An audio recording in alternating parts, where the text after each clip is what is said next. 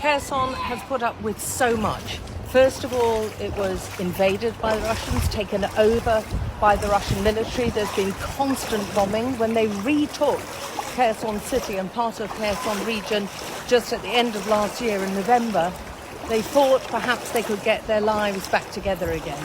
And now this has happened. But it is remarkable talking to the people living in the city about how resolute, how resigned, and how markedly calm they are, despite the floodwaters rising all the time. I mean, just in the short time that we've been here, it's risen by at least a couple of inches. Just in the houses down on the next street, it's rising up and up and up. It was first started in the basement, now it's up to the first floor and it's creeping up the stairs.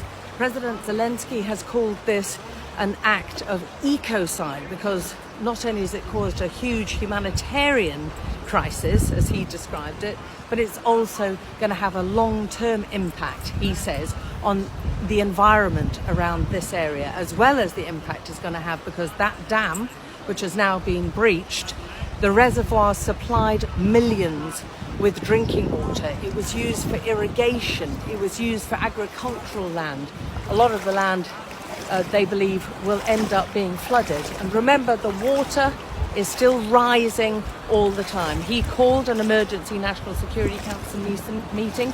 He wants the rest of the world to call Russia a terrorist state. Russia, in the meanwhile, has denied it and said quite categorically, because they're also suffering in a number of flooded villages on their side of the Dnipro River, they're saying that the Kyiv region actually sabotaged the dam because of their flailing and failing counteroffensive. We are right in the middle of a propaganda war as well.